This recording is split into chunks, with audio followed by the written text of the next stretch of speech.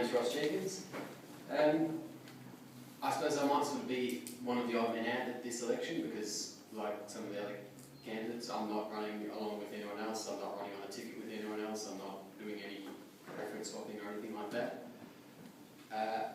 I do believe it's important to have a council that can work together, but I think it's very important to have a council that is open to different points of view, a council that will listen to people in the community, and a council that will give serious consideration to different ways of thinking about things. I can't say that I've been terribly pleased with the way the former council has behaved. I can't say I'm terribly happy with some of the things they've done, and that's one of the main reasons that I decided to run this election. I thought that it's important to put your money where your mouth is. If you're unhappy with the way things are being done, you should actually stand up and try and do what you can to fix it.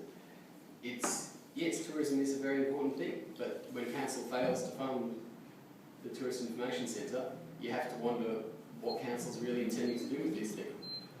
The library is a massive and major project, and it's a very important project for the community. But is a new council office as important as all that? It's well and good to say that we need a new council office, but have we needed a new council office as long as we needed a new library?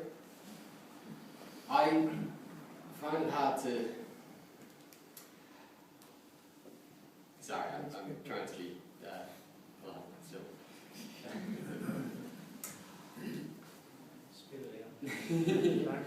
No. It's hard to trust a council that won't put everything on the table. It's hard to trust that they are being, sensible in the way they're doing things when the current budget still isn't up on the website. You still can't access the final budget for this year, which we're in October of.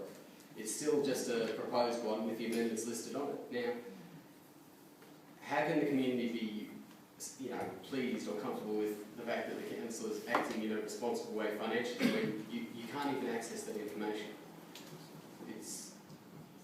It's hard to fathom why we need to put our trust into an organisation that hasn't lived up to the very simple goals that it sets for itself. It talks about accountability.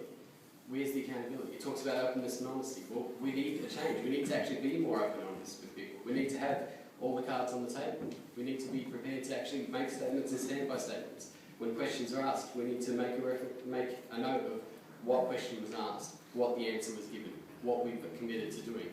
Now, I think that that's fairly common sense, but I admit I'm not a former councillor. I don't have council experience, so maybe there is some good reason why so many meetings are happening behind closed doors and why so many people in the community feel locked out from council.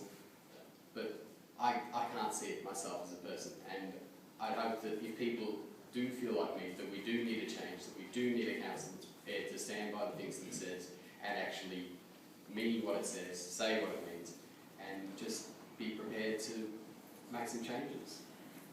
Actually just be prepared to be honest and just stick to things, not say that we've reached an agreement amongst ourselves and this is the way that the community should look to things going.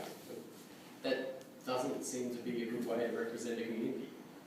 7 people isn't hardly going to be a full representation of a community. You do need a different point of view. You do need people who are willing to be prepared to stand on their own, but also necessarily, yes, obviously work with fellow councillors. But you can't have a single group of 7 people saying that they represent the community and they know what's best without giving any explanation for what they're doing and why they're doing it.